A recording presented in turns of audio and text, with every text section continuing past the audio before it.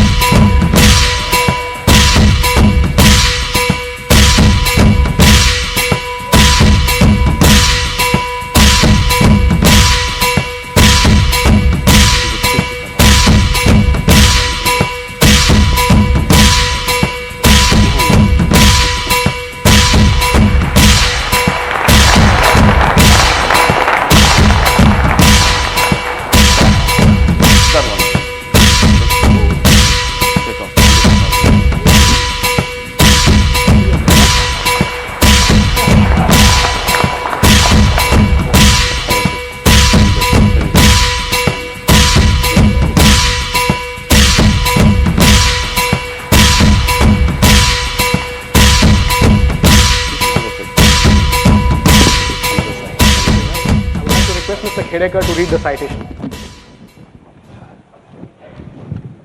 Chandu Borde, Chandrakant Gulabrao Borde. He was as versatile can be. Born in Pune in 1935, he served Indian cricket with diligence. As a player, captain, coach, manager, selector, and curator.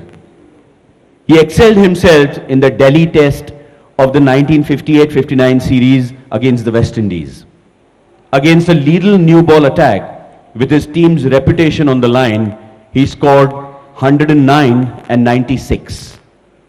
3 years later, his leg breaks played a decisive role in shaping India's first ever series win over England.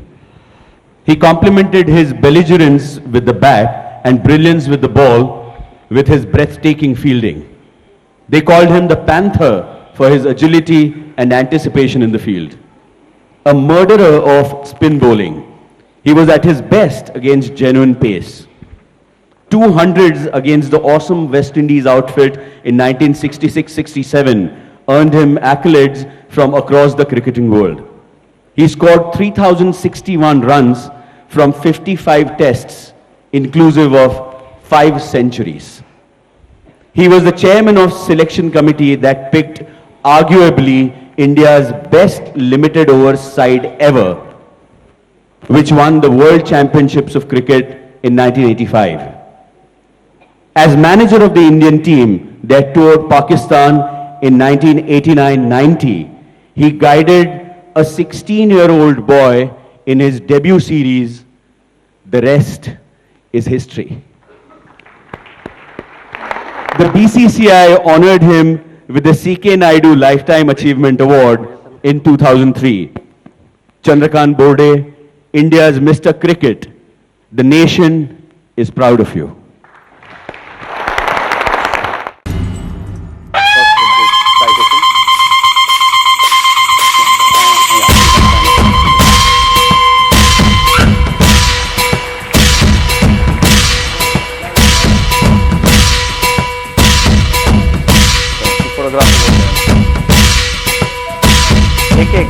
एक turn everywhere, but just wait.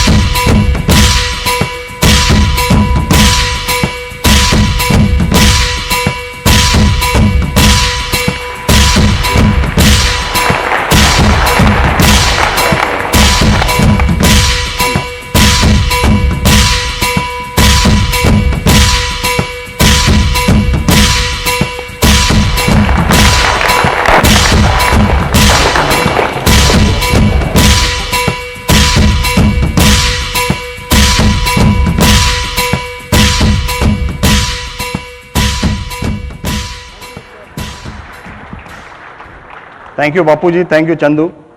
Sobers to me is like Lord Vishnu of Hindu mythology, god of various reincarnations or avatars. Sobers had many reincarnations, brilliant batsman, I need not tell about this, could bowl all types of left-arm bowling, great fielder, and a fine captain. Let us see his first avatar as a batsman, his 6 sixes video. Nuts, he's got to kick that with the right distance. He's hit that out of the ground. That's another one. Goodness gracious me, that up at the top. You see the chap climbing up there to have a look over the wall. That's 52 in 29 minutes. That's another one up in the enclosure. 3 balls, 3 sixes. 58, what a incredible bit of hitting. Ooh, he's got that shorter one. It's up again. There it is, bouncing on the concrete. And that will just carry. Now he's going to be out. Caught out. Oh, it's dropped it. He's over the boundary. This is really one of the bits of drama that would be worth looking at again sometime. 6 it is! 70 on the board. And he's done it! He's done it! And my goodness, it's gone way down to Swansea. Picked on the trot. 36 and 1 over. My goodness gracious, what an over. I think with a modern bat, probably you could have hit that ball from Nottingham to London, it seems. I think it might have been too heavy for me, the modern bats. Now we see his second avatar as a bowler. 5 types of different balls. Ray Illingworth legged before wicket at the Oval in 1973.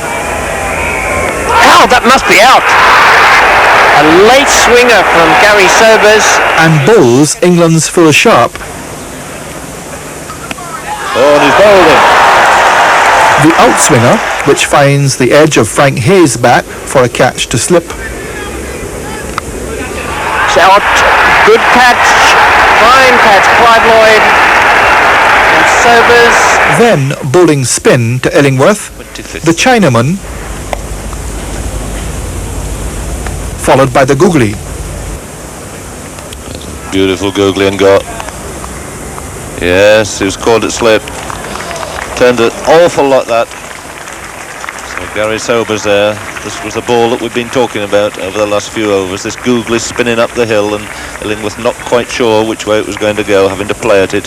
And the orthodox leg break to England's Keith Fletcher for the rest of the world in 1970. It's got him. And a good delivery by Sobers.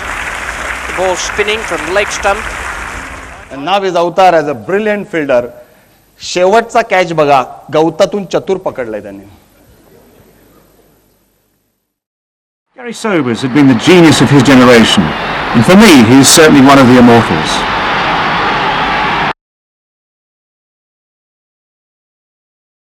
Earned him several England wickets. Sobers has got him round the corner, spun sharply. Good crowd around the batsman. Sobers says, what a great catch that was. Sir, even you were surprised when you took that catch, it seems. 93 tests, 8,032 runs, 235 wickets, and 109 catches. That is Sir Garfield Sobers for you.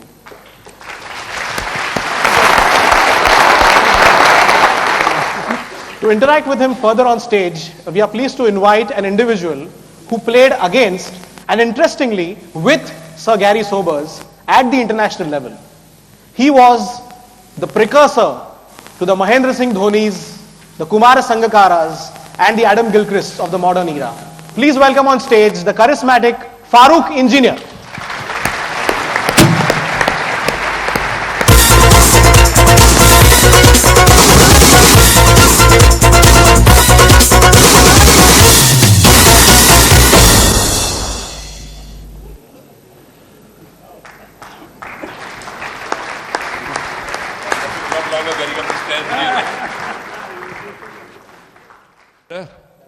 Yeah.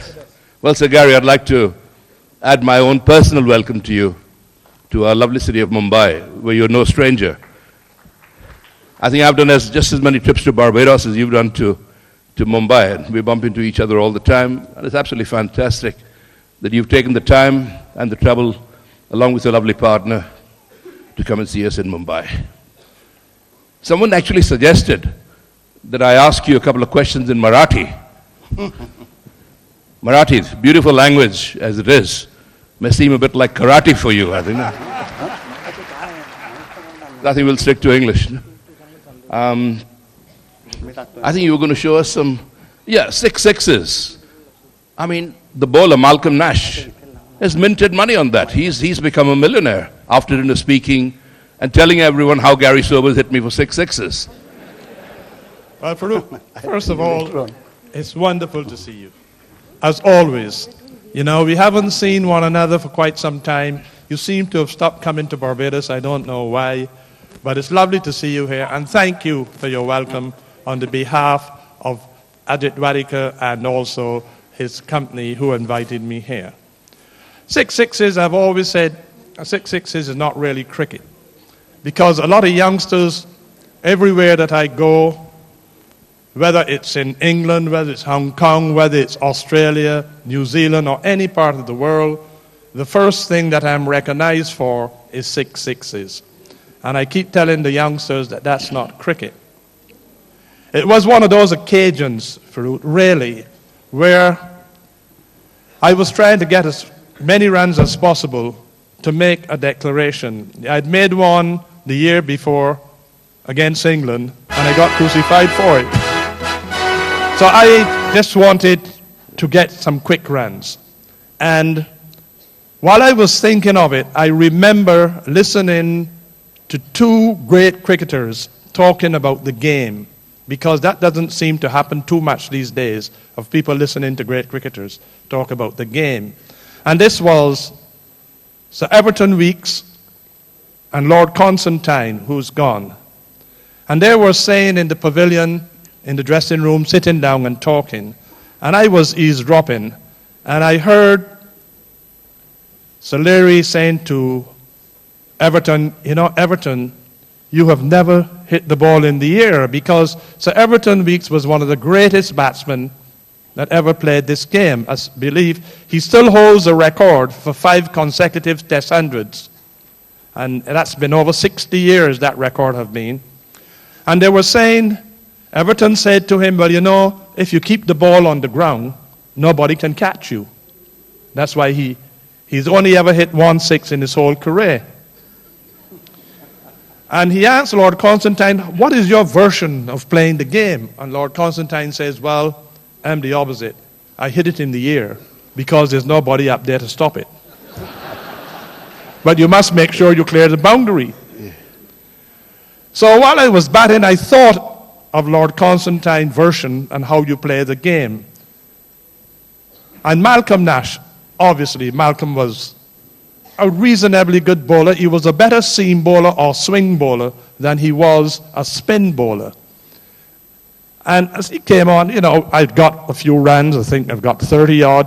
And I looked up, I saw the scoreboard, and I thought, well, it's time to get runs. Whether I got out, it didn't matter. And the first one, it was a little short boundary on the leg side. And Malcolm ran up as a left-arm spinner. The ball is coming into me. So I just helped it over the square leg boundary. And that wasn't too bad. And Malcolm again, similar position, I helped it again over square leg.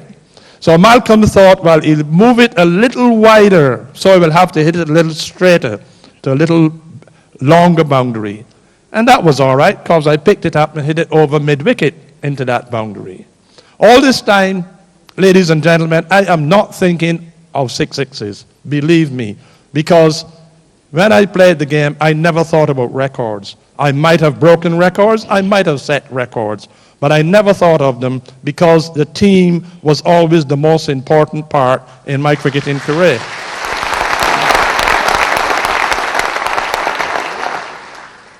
So the fourth one, he went a little wider, and I hit this over mid-on. All this time I didn't know that Malcolm still felt he could get my wicket, because that was his idea. So he drifted outside the off stump, and I hit this one over mid-off. And as you saw on television, I'm glad it was on television, in which they were very lucky to get it, because they had a man in Cardiff called Wolf Wooler. They used to call him the Mayor of Glamorgan. And when they were supposed to go off, he said, when I hit the first 2 6s, he said, there's no way we're leaving. We're going to watch this over out. And that is how they managed to get it on television. So as you saw, the fielder catched the ball, and he fell inside the boundary without completing the catch.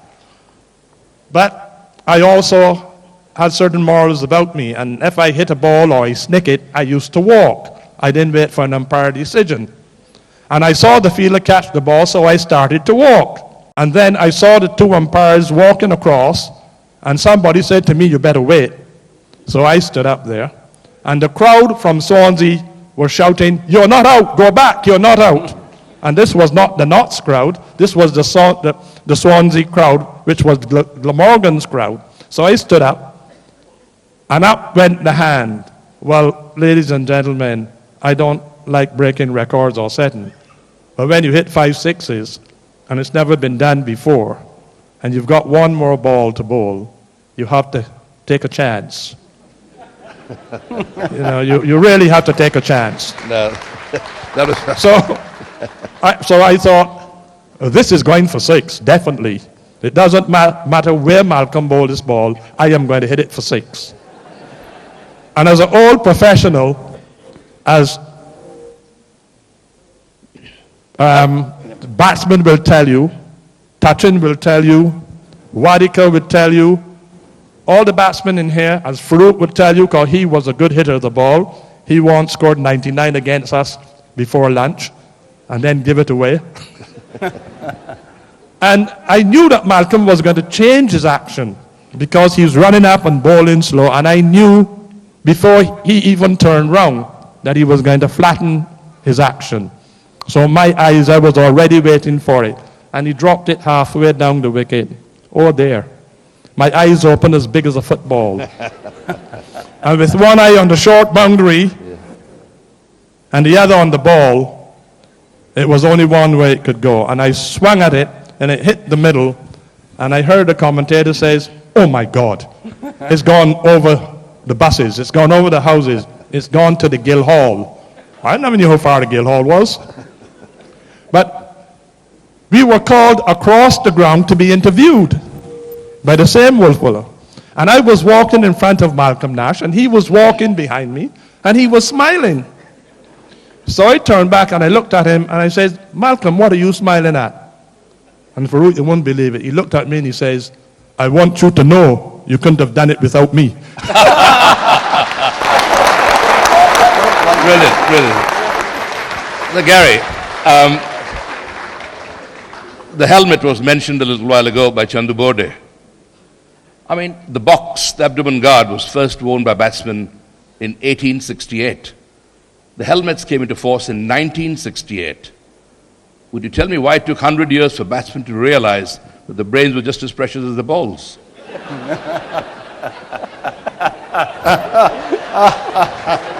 I wish I had that answer, Fruit. No, but it's lovely to see players' wives over here who are no more with us. They're watching us, and it's absolutely fantastic to see Mrs. Jayasima, Mrs. Sardesai, and everybody over here. I quite agree with you. Terrific. Thank you all for coming. And all my deepest sympathy with all of them. Yeah. And Sachin, Dhoni, the hair, they're doing a great job these days. Absolutely fantastic. Wonderful job. Wonderful You mentioned job. Everton Weeks' 5 centuries. One man who could break that is Sachin Tendulkar. Well, I have no doubt. You know, when I held the record of 365, I was interviewed once about who I thought would break that record. And I said to the interviewer, there are 2 men right now in the world that would break that record. Brian Lara and Sachin Tendulkar. Those were the 2 people. Gary, Melbourne for the World 11. Bradman said that was the finest innings he's ever seen. I certainly haven't seen one better, but I didn't see Sachin's 200. I've heard so much about it. Tell us what happened before that. I mean, I know exactly what happened because I was on the pitch with you when the second new ball was taken, but the crowd would love to listen to that story. Yeah, well, it's a long story, you know. Yes, sir, I will just show that innings first here because that inning is there on the side and let people enjoy it and then you can speak about it. Okay, thank you. Yeah. We have to skip 2 things and then we have to skip that because we have first the other tie test and the other things. But in the meantime, I would like to ask you one more question. That I heard that Malcolm Nash was so happy that he earned more money than you with your 6 sixes. There's no doubt about that. You see, Malcolm was fortunate because in England, they used to have these sportsman nights and lunches, the dinners and lunches. And Malcolm used to be invited to all of these to talk about the 6 sixes. Paid good money for that. Yeah. I didn't have it in Barbados, so I made nothing. Yeah. He made all the money. I wouldn't brag if somebody's hit me for 6 sixes. Yeah. But he's made really good money from it. He's made a career out of it. Absolutely. You know, and good luck to him. Who had heard of Malcolm Nash before? I also put Glamorgan on the map.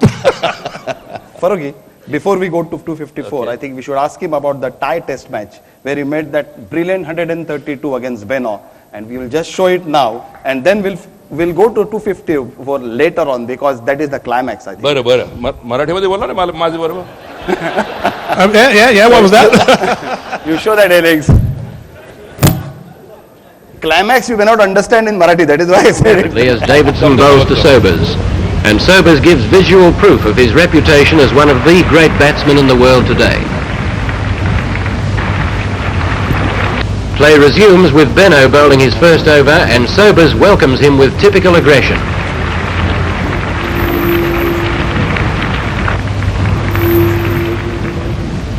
This sizzling straight drive takes the score past the 100, and even Benno has to applaud the brilliance of Garfield Sobers. This is the start of an innings which was later rated by experts as one of the best ever seen in a test match in Australia. Here Sobers squashes the theory that West Indians can't play spin bowling. It's a long time since Benno has been punished like this, and Worrell too is able to pick up runs when he can get the strike.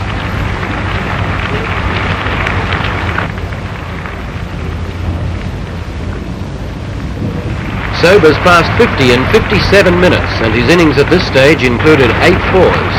This is a timely return to form after his recent string of failures against New South Wales and Queensland. Unconcerned by the state of the game, the batsmen have been scoring at the flamboyant rate of 6 runs and over, and every Australian bowler has been punished severely. Sobers is in tremendous form, and Worrell, playing a captain's knock, is restraining his natural aggression to give his talented partner as much of the bowling as he can. These fellows have no respect for reputations, and Benno is given village green treatment in this over to Sobers.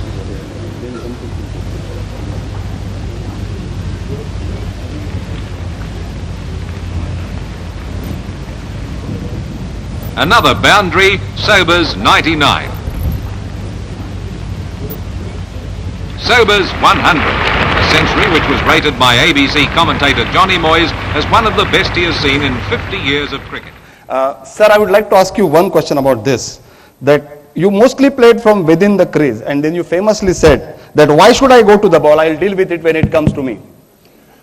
Yeah, well, you know, I had played cricket for a long time as a little boy growing up, and when I'm feeling, I found it very difficult to get batsmen out, and sometimes I went home without batting.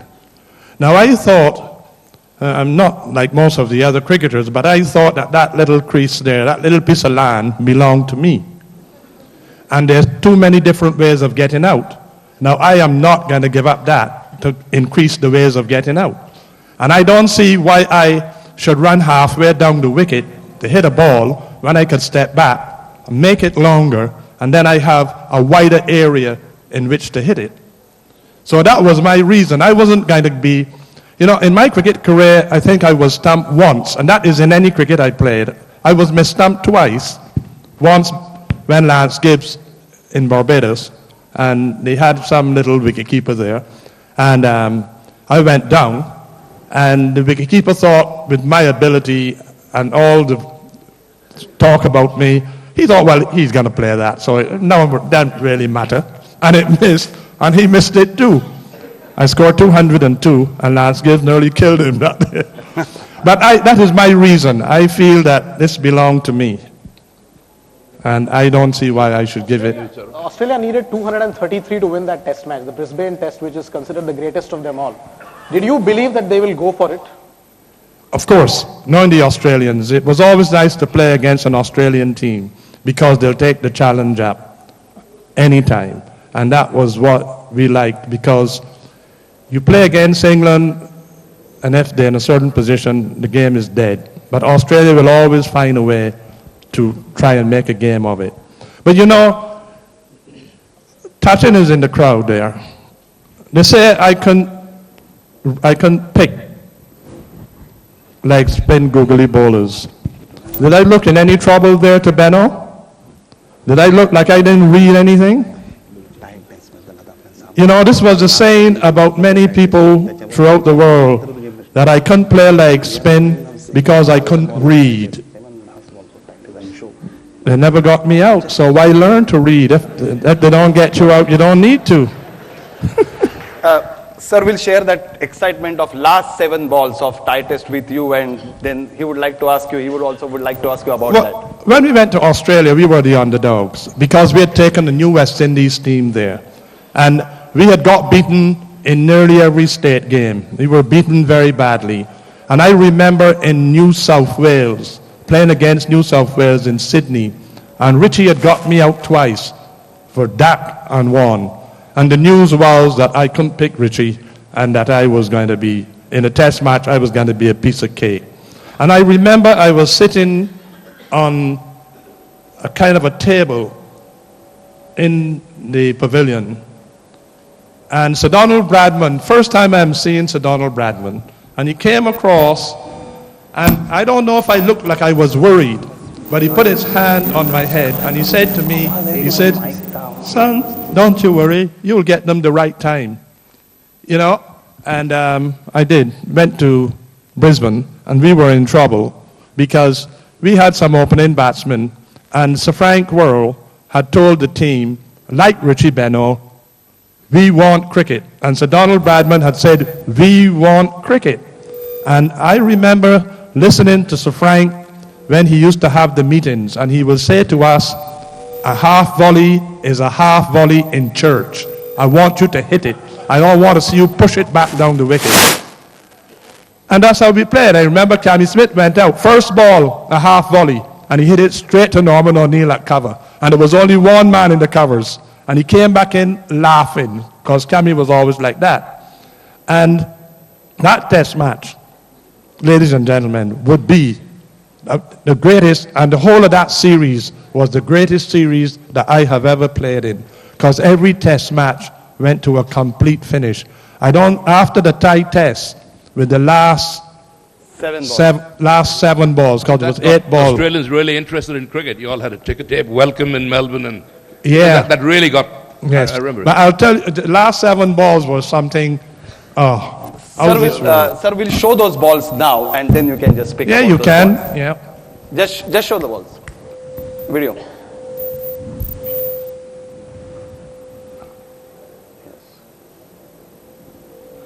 Ball of the last over. They're going to run for anything. They sprint home for a single, and it's 5 to win. Back now with Hall for the second ball.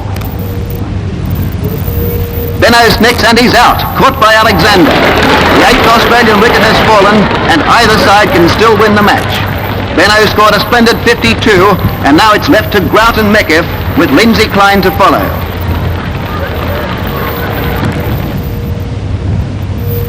The third ball of the over. Ian Meckiff, the batsman.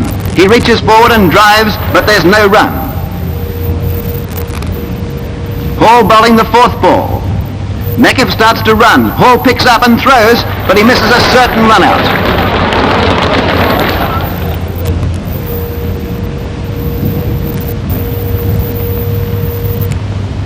The 5th ball.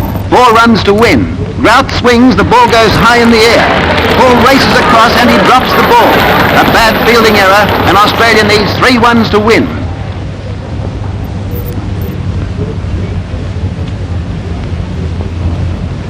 The 6th ball. Meckiff connects and the ball flies deep in the outfield. They complete a second run.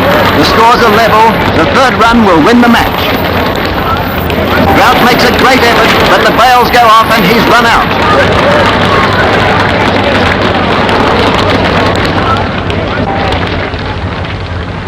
The scores are tied. 1 wicket left.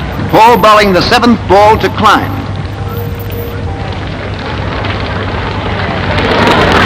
Meckiff is run out, and the match has finished in a tie. The first in Test history, and a fitting end to one of the greatest Test matches of all.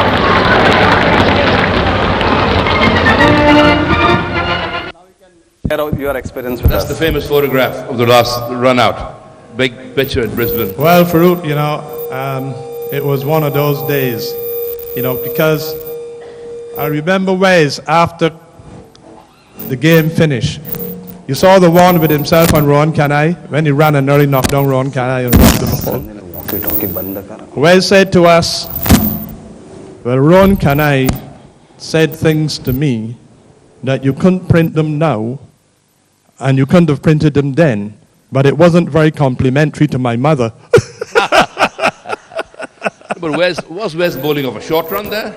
You know, he was bowling off his full run, but, you know, Sir Frank Worrell went to Wes, and the interesting thing was the last ball, really.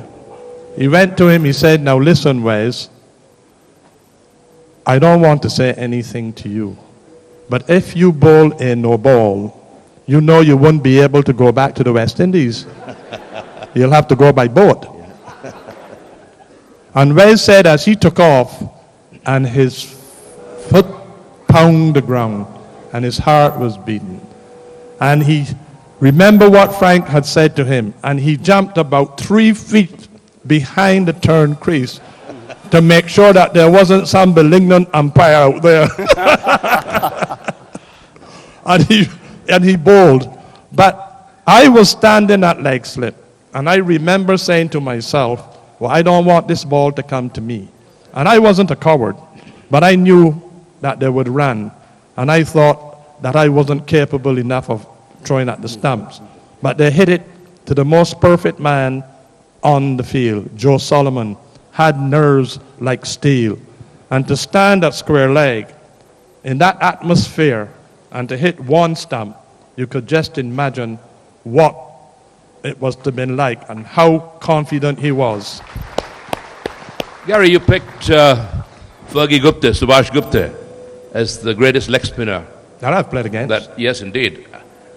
We've got one here, B.S. Chandrasekhar, who I've rated very, very, very, very highly. I mean, Chandra has won so many test matches. In fact, it's lovely to see all my playing colleagues here. Oh, it's wonderful to see. Great. Thank you all for taking the trouble of coming. But did you play much against Chandra? Well, I remember when we came here in 1967, and we played the first match at Bombay. We knew nothing about Chandrasekhar. We knew nothing about Bishan Bedi or Prasanna or Venkat. And I remember we won the toss and we decided to bat because in those days, you didn't want to be caught on a fifth-day wicket against an Indian team. It was suicide. So we batted first. And after 2 overs, I remember the Nawab Patodi rubbed the ball in the ground. And he says, come Chandra. And we saw this little man walking back, had a little withered left hand, but there was nothing wrong with his right hand. He came on, and in about 4 or 5 overs, he had 4 wickets. And he had us at 37 for 4.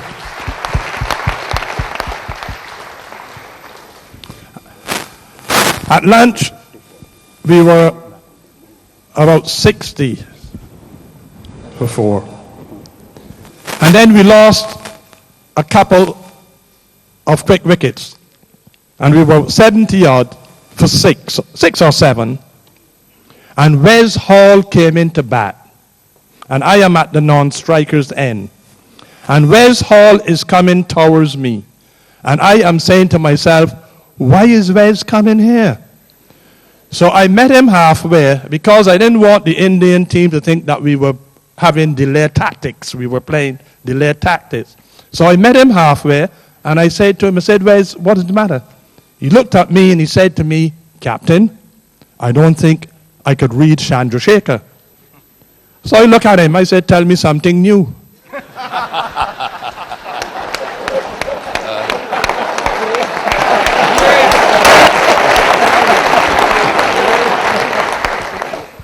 I said to him, I said, Robin Bino didn't read him.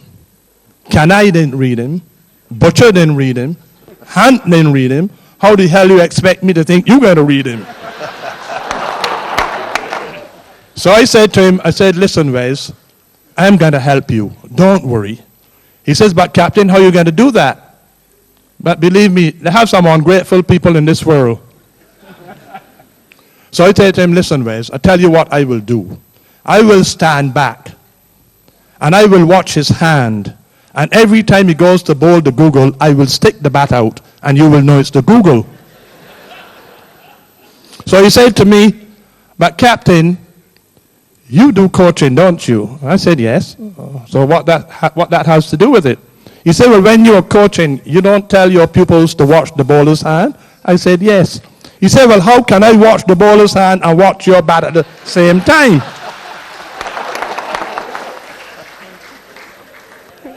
So I got a little annoyed. I said to him, listen, Wes, you have a better chance here than you have up there. So you watch. Fantastic. So he said, all right, Captain. So as Chandra walks back, you can actually see his brain sticking over. Wes Hall, he's a rabbit. I got Hunt, I got Butcher, I got Canai, Wes Hall. But you know, all bowlers go through a certain routine. So he ran in, leg break, and Wes Hall not see me moving, everything in the proper position, and he played with the spin into the covers. And as Chandra walks back again, another leg break, and Wes Hall, beautiful position, back pad, and the floor. And Wes was a stylist. So Chandra, as you can read his brain taking over, I got him. So he ran up and put the Google, and out went the bat. And Wes Hall saw the bat and went boop, through mid-wicket. And Chandra stood upright as to say to himself, Wes Hall? Wes Hall picking me? He couldn't believe it, so he ran and bowled a Google again, and the bat went out, boop, and Wes hit it through mid-wicket again. Anyhow, at the end of tea, we were 130 odd for the same 7 wickets. So we gone in and passing through the pavilion. I saw Seymour Nurse standing in the corner, and Wes Hall looked over and went over to Seymour Nurse. And I heard them talking, and I said to myself, this is going to be interesting. So I went over and I heard Seymour saying to Wes, but Wes, you don't seem to be having any problems with Chandrasekhar. You are playing him better than anybody else. And Wes is saying, well, it's obviously you all didn't go to school. You don't know how to read. Every time he goes to bowl the Google, he stick the little finger in the ear, and you know that's the Google. So he remembered Seymour saying to him about having a problem. He said, yes, I have one. You see the fella at the other end? He ain't got a bloody clue which way he's going. So just as I was ready to go out, Seymour Nurse came to me and says, Captain, Wesley, you have a problem. I said, I have a problem? He said, well, you know which way Chandrasekhar is going, but he knows. I said, all right, that's true, okay. So I went out, and unfortunately, or fortunately, Wes was facing. And in the wobble patard, he said again, come Chandra, and throw the ball to Chandra. And as he walked back, you could see him still thinking. He still couldn't believe that Wes Hall was reading him. So he went through a similar routine, 2-leggers, and then he bowled him the Google. And I stood up motionlessly. I didn't even move a finger. And Wes not seeing me moving went for this lovely cover drive. And when he got halfway, he felt nothing. All he heard was the middle stump turning over.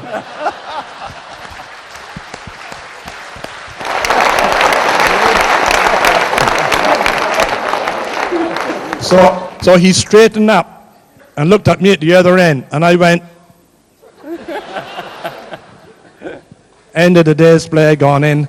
He who could pick was out. He who couldn't pick was still batting. And Wes is sitting down in the dressing room, and he came to me and says, Captain, what happened? You didn't pick that one? I said, well, Wes, I heard you were picking so well, you didn't need my help. But you know the moral to that story? He said to me, you see, if you don't want anybody to know anything, tell Seymour Nurse. Well, Gary, I think we're about to see that 254. His footwork was absolutely perfect. At other times, even when his feet were not absolutely in the right place, the ball still sped off the bat to the boundary with such speed that it left the fieldsman standing like stone. And with that going out towards the boundary again, 4 more. Where's that gone? It's out towards the boundary, 4 more. Okay, couldn't get near it. A magnificent shot. And that's his 100. And a standing ovation.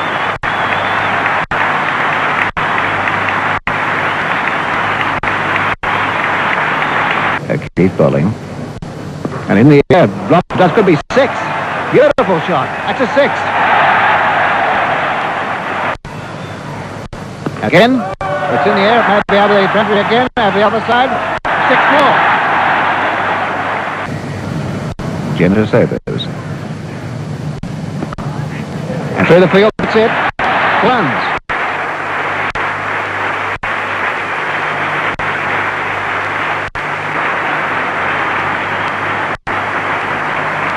Sobers 202.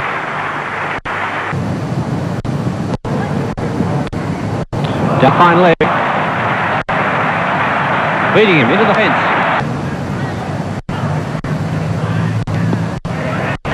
Magnificent shot, and Sobers does not move from the crease. 49. Sobers, who has never scored a century on this ground prior to this innings. Magnificent shot, and that's 4 runs. And there's his 250.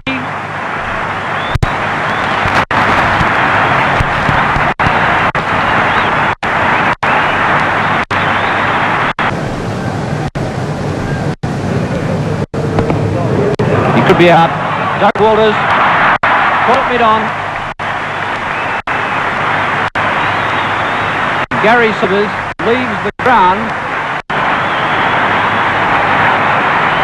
And the crowd is standing to applaud Gary Sobers. He leaves the ground. Caught Walters, bowled Greg Chappell, 254. I'll say no more. He hit 33 fours and 2 sixes in an exhibition which nobody who saw it will ever forget.